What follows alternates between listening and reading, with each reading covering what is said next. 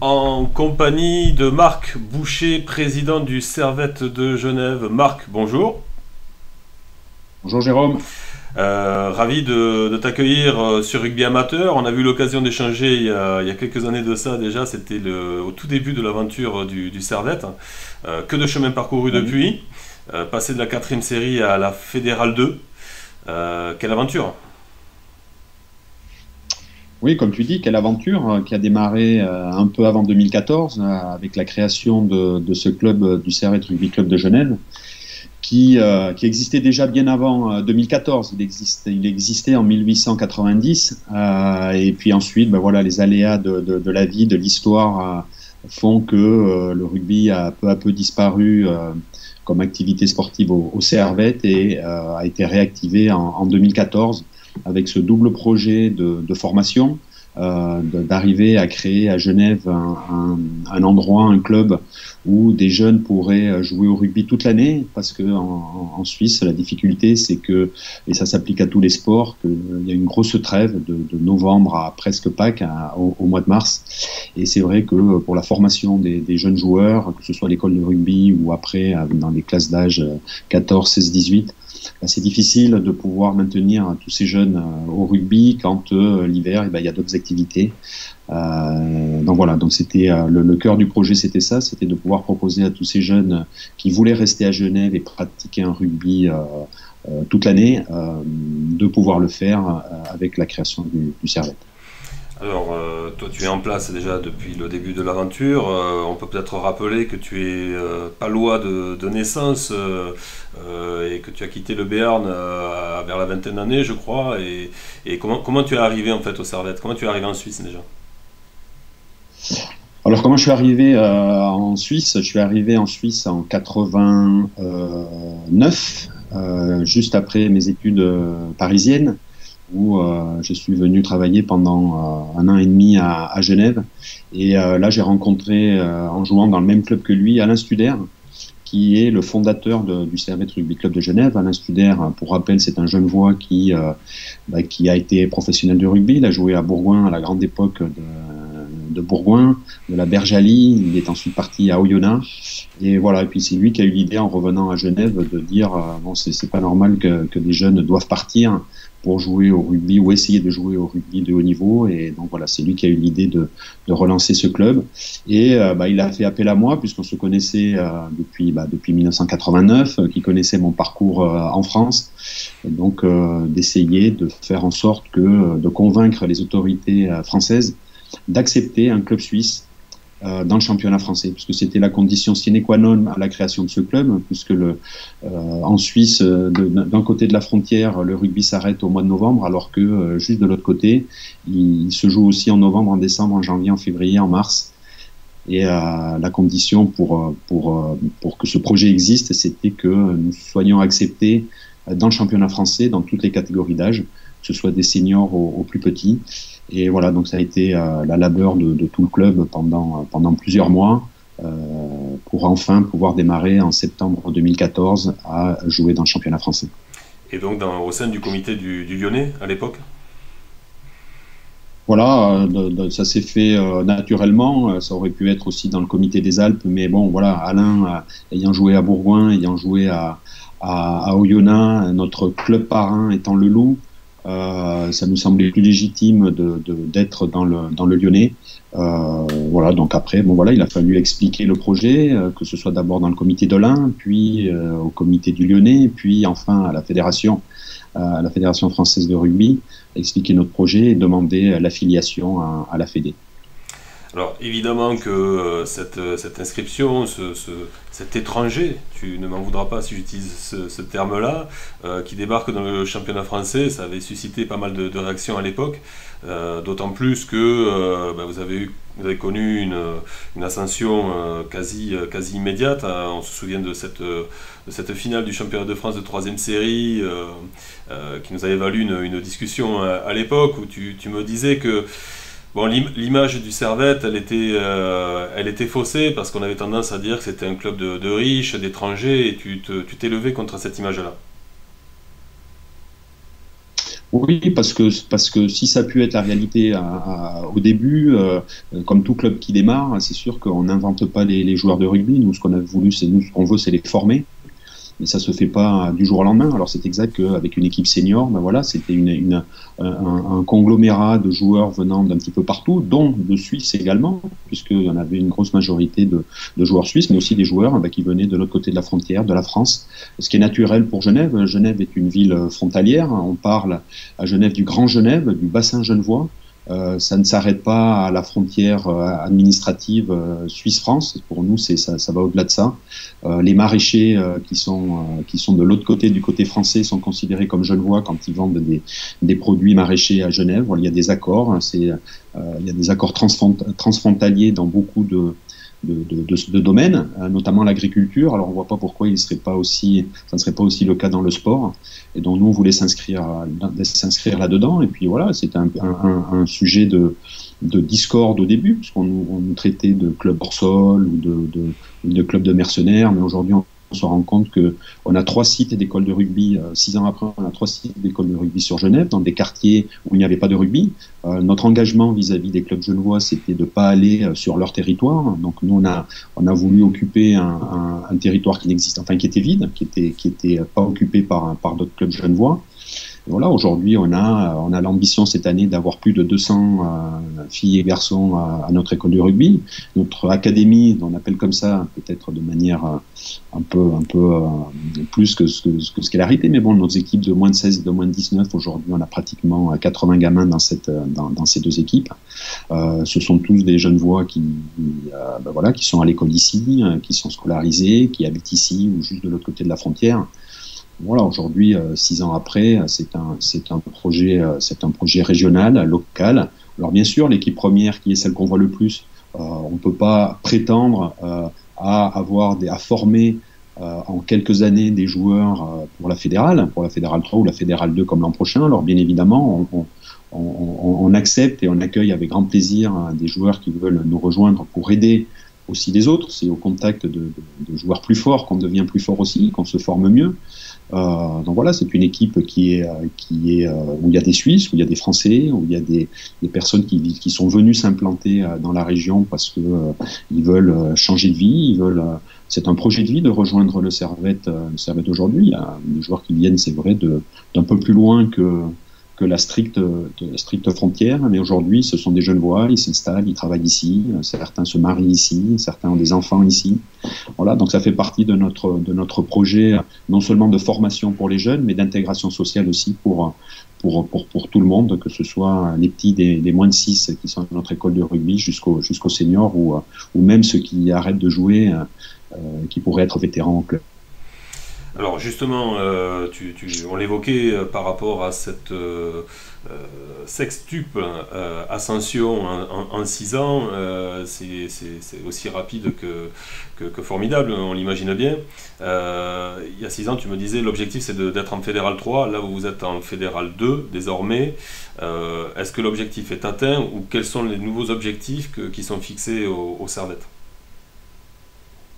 Alors c'est vrai que le premier objectif, quand on a recréé le club en 2014, c'était d'atteindre la fédérale. C'était un objectif lointain, ambitieux. On est très content d'y être arrivé aussi rapidement, un peu aussi à notre surprise, puisque tous les ans, on découvre un nouveau niveau. On ne sait pas si on va être compétitif ou pas. On fait tout pour l'être, mais on ne sait pas si on le sera. Et c'est vrai que le niveau fédéral pour nous était important, justement, pour s'inscrire dans ce projet de formation. Notre école de rugby est déjà labellisée depuis l'an dernier, ce qui est un objectif qui n'était pas forcément dans nos tablettes. On voulait créer des écoles de rugby, mais qu'elles soient labellisées, ça récompense le bon travail fait par les responsables de l'école de rugby, par tous les éducateurs. Et c'est vrai qu'être au niveau fédéral, ça nous pousse aussi à avoir des exigences supplémentaires de formation, d'organisation. Et c'est ce qu'on voulait. On veut à terme, un jour, aussi avoir un centre de formation fédéral. Et c'est indispensable d'être dans ce niveau fédéral, que ce soit fédéral 3, la 2, la 1. L'important pour nous, c'était d'arriver à rejoindre ce niveau fédéral au niveau du club. Alors les objectifs d'aujourd'hui, oui, c'est vrai qu'on est en droit de les redéfinir, mais on se donne un petit peu de temps. C'est vrai que On a découvert l'an dernier un niveau assez élevé. Alors on finit la poule en tête, ce qui nous a permis d'être promus en Fédéral 2 l'an prochain. Mais encore une fois, la Fédéral 2, c'est un niveau très élevé. Il y a des équipes de Fédéral 1 qui sont même descendues en Fédéral 2. Il y a des clubs historiques qui jouent à ce niveau-là depuis des années. Alors pour nous, ça va être une découverte. Donc on se donne quand même, pour ce qui est de l'équipe senior, du temps pour redéfinir les objectifs, tout en consolidant le club au niveau de la formation, de l'académie et de l'école de rugby. Alors tu faisais référence à Villefranche-sur-Saône notamment, qui évolue en Fédéral 1 et qui a demandé à jouer en Fédéral 2. Il y aura de beaux derbies également avec Nantua, Annecy. Est-ce qu'on peut parler de derby? Oui, j'imagine que oui quand même. Hein. Oui, bien sûr. Donc là on s'attend quoi? On s'attend à remplir le stade de la Praille qui pour rappel, est quand même un des stades qui a accueilli l'Euro 2008 de foot, qui peut contenir jusqu'à 30 000 personnes, je crois. C'est un outil formidable, mais c'est un outil qui évidemment suscite peut-être quelques envies de remplissage à 100%, ou est-ce que qu'est-ce que tu te dis par rapport à cet outil? Bon, écoute, le stade, c'est une vraie question pour nous. C'est un stade qui est beaucoup utilisé, en particulier par le foot, hein, puisque le Servette Football Club, qui est en première division suisse, joue beaucoup plus de matchs que le rugby. C'est un championnat à 10 équipes avec 2 fois aller-retour. Donc ils ont 18 matchs à jouer à la maison. Il y a aussi des matchs internationaux, il y a des matchs de prestige comme il y a eu l'an dernier Lyon-Liverpool. Donc nous on a toujours envie d'y jouer. Alors parfois c'est pas possible. Alors c'est vrai que l'entretien de la pelouse suscite beaucoup de débats à Genève, et c'est vrai que c'est le rêve de pouvoir jouer dans ce stade chaque fois qu'on peut. Alors tu parles des derbies avec Annecy, avec Saint-Claude aussi, hein, qui est tout près, avec Nantua et d'autres équipes. Écoute, le remplir, je crois qu'il a jamais été rempli vraiment à 30 000 personnes. Je crois qu'il a jamais été rempli depuis son inauguration en 2008. Mais si on peut arriver à approcher les affluences qu'ont les clubs d'Annecy ou de Nantua ou de Saint-Claude quand ils jouent à la maison leur derby, bon, on sera content. Pour nous aussi, ça sera une première. Tous les ans, ce sont des années de première. Alors cette année, si on peut faire un gros public comme attirer déjà le public d'Annecy, Nantua ou Saint-Claude, pour ne parler que de cela, ça sera une belle récompense aussi pour tous ceux qui travaillent au club et à l'organisation des matchs. Alors évidemment, on ne peut pas ne pas évoquer la question de la crise du coronavirus. Évidemment que la billetterie n'est pas un facteur clé pour les finances du club. J'ai souvenir qu'en 3e série, tu me parlais d'un budget de 400 ou 500 000 euros, je crois, il y a 5 ans. Oui. Aujourd'hui, il est de 800, si je ne m'abuse. Est-ce que même en Suisse, on regarde cette crise avec un œil inquiet par rapport à l'avenir? Écoute, oui, et très inquiet parce que le coronavirus nous a empêché de terminer la saison sur le terrain. Alors effectivement, même si les recettes, on fait pas de billetterie, mais on essaye d'avoir aussi des recettes à chaque match, que ce soit on fait des repas d'avant-match, enfin comme tous les clubs, rien de nouveau. Et c'est vrai que ça nous impacte beaucoup, surtout que la plus grosse partie de notre budget va à le coût des infrastructures. C'est vrai que ça coûte cher de pouvoir utiliser des infrastructures à Genève, et les salaires de tous les éducateurs. Alors même s'il n'y avait pas d'activité, aujourd'hui nous on s'était engagé en solidarité avec eux à maintenir toutes les prestations envers les éducateurs et les entraîneurs jusqu'à la fin de l'année. Donc on a eu les charges, on n'a pas eu les recettes. Alors on n'a pas eu aussi certaines charges comme les bus, qui est aussi, c'est le 2e plus gros poste de notre budget après les salaires des éducateurs. C'est les bus. Donc ça, on a pu économiser ça, mais voilà, oui, effectivement, ça nous touche beaucoup, notamment nos partenaires. Nos partenaires, comme tu parles d'un budget, on fabrique pas les billets, donc c'est vrai que nos partenaires vont être plus impactés que nous dans leur activité économique. Nous, on a eu la chance de ne pas avoir à licencier d'entraîneurs ou d'éducateurs. C'est souvent pas le cas dans les entreprises qui nous aident. Et on comprendra très bien que peut-être l'année prochaine, ils ne pourront pas nous accompagner. Donc ça va nous impacter dans notre budget. Et voilà, bon, donc je travaille tous les jours là-dessus, de savoir comment arriver à mettre en adéquation nos ressources avec nos projets. Alors peut-être qu'il faudra qu'il y ait certains projets qu'on mette en sourdine, mais la pérennité du club n'est pas remise en cause. Pour en revenir juste à l'aspect terrain, est-ce qu'il y a des joueurs qui ont connu la quatrième ou la troisième série et qui évoluent toujours, qui ont évolué cette année en Fédéral 3 et qui évolueront en Fédéral 2 donc? Oui, oui, alors il y en a, oui, il y en a. Ils ont élevé leur niveau de jeu alors. Alors oui, c'est aussi la capacité, la forteresse de notre club, c'est que ceux qui étaient là en quatrième série, il y en a aussi qui sont arrivés l'année d'après en deuxième série, puis en première série, puis en promotion d'honneur, et la plupart d'entre eux seront aussi là l'an prochain en Fédéral 2. Alors voilà, ça c'est aussi le travail des éducateurs, des entraîneurs, d'élever le niveau de nos joueurs, plutôt que de remplacer des joueurs qui auraient plus le niveau par d'autres qui l'auraient.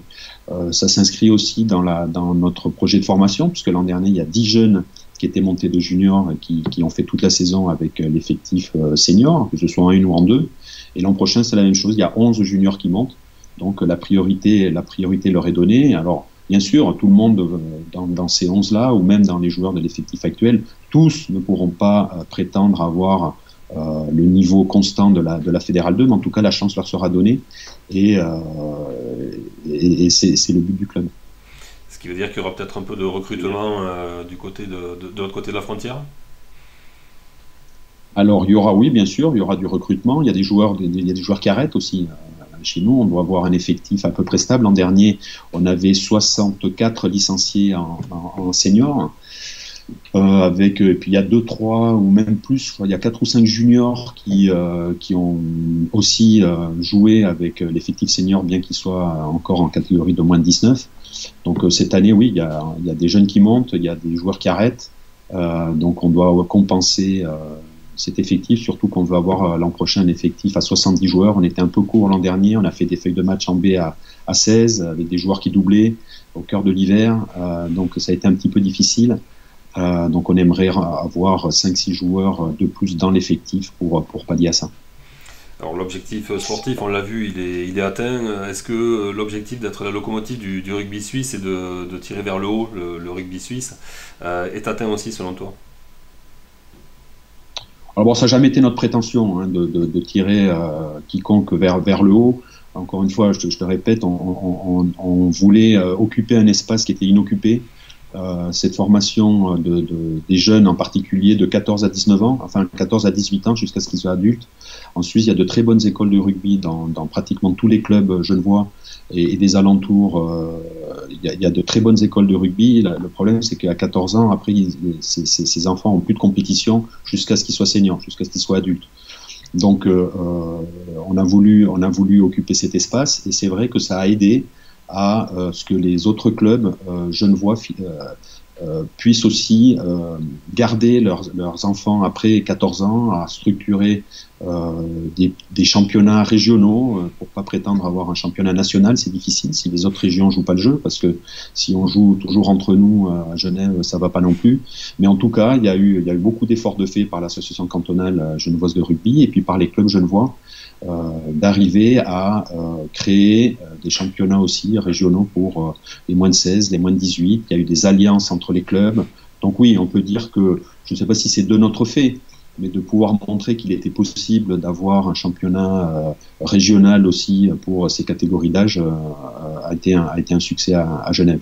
Après, élever le rugby suisse vers le haut, je ne pense pas qu'on puisse avoir cette prétention. Il y a une très bonne équipe nationale, il y a en Suisse Nord, ce qu'on appelle en Suisse Nord, en Suisse alémanique.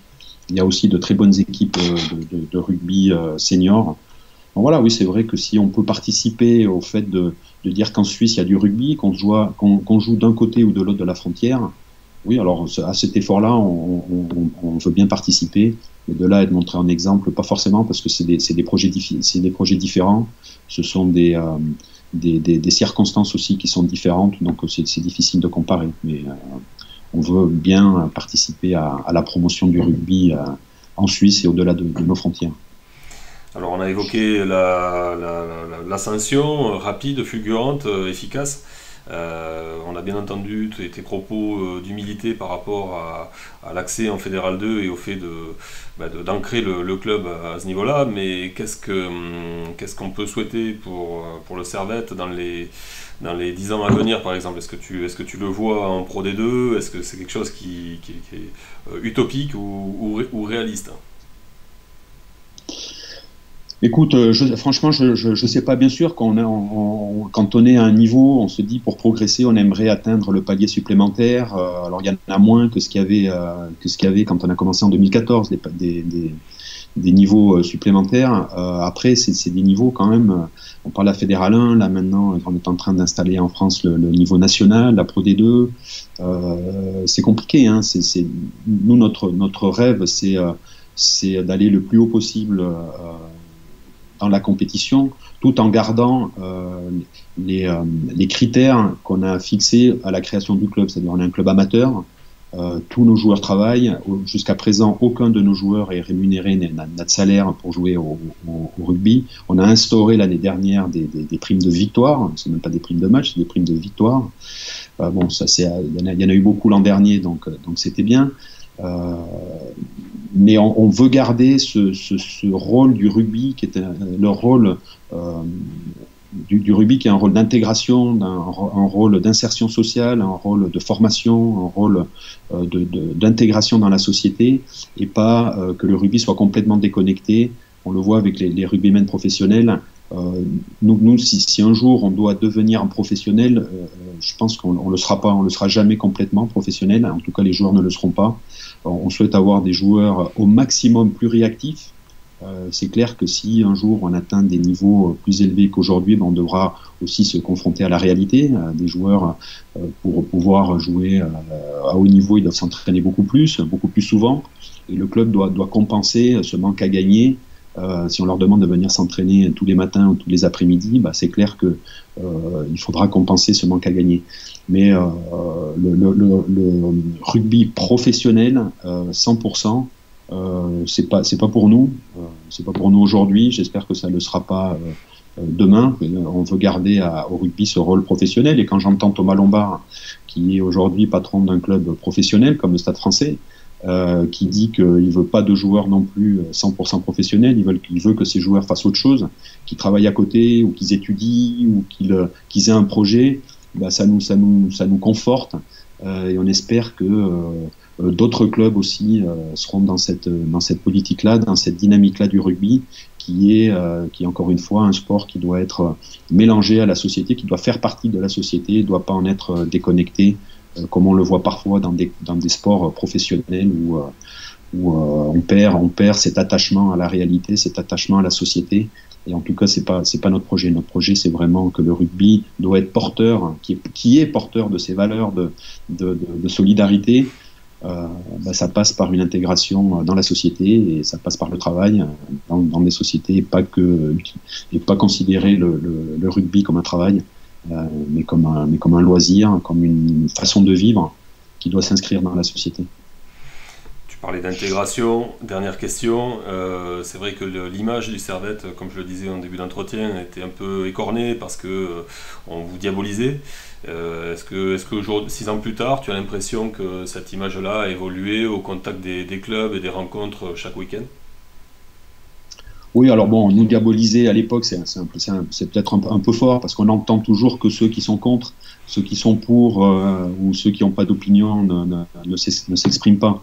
Donc c'est vrai qu'on entend souvent que ceux qui sont pas contents, ou ceux qui sont contre, ou voilà, ceux qui sont fâchés. Mais même déjà en 2014, c'était qu'une petite partie. Je peux te dire qu'à Genève, on a été accueillis avec bienveillance. Dans la fédération suisse, on a été accueillis avec très grande bienveillance. C'est le cas aussi dans la région. Et ceux qui parlaient fort, peut-être en 2014, on les entend moins. On entend peut-être un peu plus aujourd'hui ceux qui reconnaissent le travail qui a été fait. Et c'est valorisant, mais c'est pas. À l'époque, on n'écoutait pas vraiment ceux ceux qui nous critiquaient. Aujourd'hui, on n'écoute pas non plus trop ceux qui nous flattent. Je pense qu'on a un travail à faire. Nous, comme dirigeants du club, c'est de respecter le projet initial de pourquoi on est là. Et ça fait plaisir, bien sûr, hein, ceux qui reconnaissent notre travail, ça nous donne de l'énergie, comme nous donner aussi de l'énergie ceux qui nous critiquaient et pour leur montrer qu'ils avaient tort.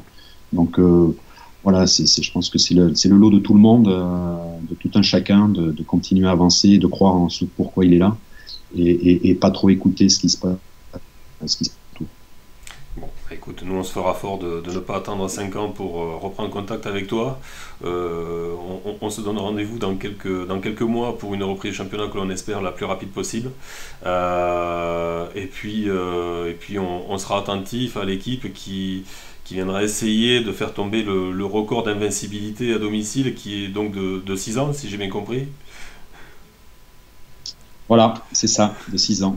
Depuis, l'équipe première n'a pas perdu de match à Genève. Alors ça sera peut-être notre objectif, ça sera celui-là, mais il ne faut pas le dire trop fort parce que tout le monde va avoir aussi cet objectif-là de venir nous battre à la maison. Ça restera entre nous, promis. Voilà. Je compte sur toi. Merci Marc pour ton temps, merci pour cet entretien qui, j'espère, aura le mérite de donner une autre vision peut-être de ce que le Servette avait donné comme image il y a quelques années et qui aujourd'hui évolue au sein du championnat français de la manière la plus légitime qui soit. À bientôt Marc. Je te remercie beaucoup. Avec plaisir. Salut Jérôme, à bientôt. À bientôt.